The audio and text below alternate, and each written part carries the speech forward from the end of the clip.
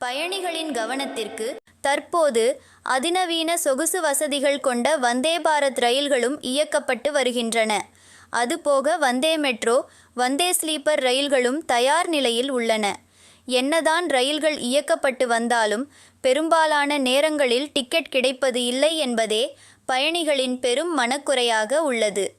தற்போது ரயில்களில் 120 நாட்களுக்கு முன்பாக டிக்கெட் முன்பதிவு செய்யும் வசதி உள்ளது. முன்பதிவு துவங்கிய சில நாட்களிலேயே முக்கிய வழித்தடங்களில் டிக்கெட் தீர்ந்து விடுகிறது.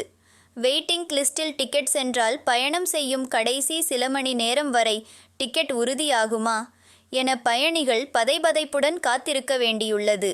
அதிலும் இந்த ஆண்டு சம்மர் சீசனில் ரயிலில் இடம் கிடைக்காமல் முன்பதிவு பெட்டிக்குள் பயணிகள் பலரும் முண்டியடித்து கொண்டு பயணம் செய்ததை பார்க்க முடிந்தது. சொல்லப்போனால் முன்பதிவு வந்தே பாரத் ரயிலிலும் கூட இந்த நிலை இருந்தது. இது தொடர்பாக ரயில்வே அதிகாரிகள் கூறுகையில், நடப்பு ஆண்டில் சம்மர் சீசனில் ரயில் பயணிகள் எண்ணிக்கை கணிசமாக அதிகரித்துவிட்டது. கடந்த ஆண்டுடன் ஒப்பிடுகையில் 10 மடங்கு அதிகமாக ரயில்கள் இயக்கப்பட்டன. கூடுதலாக 4 கோடி பயணிகள் இந்த சம்மரில் ரயில் சேவையை பயன்படுத்தியிருக்கிறார்கள்.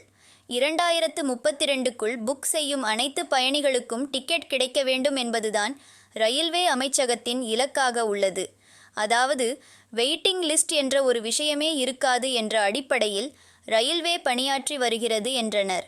அதாவது ரயில் உள்கட்டமைப்பு வசதிகளை மேம்படுத்துவது, தேவைக்கேற்ப ரயில் சேவையை அதிகப்படுத்துவதன் மூலம் புக்கிங் செய்யும் அனைவருக்கும் டிக்கெட் கிடைக்கும் வகையில் ரயில்வே சேவை மேம்படுத்த இருப்பதாக சொல்லப்படுகிறது.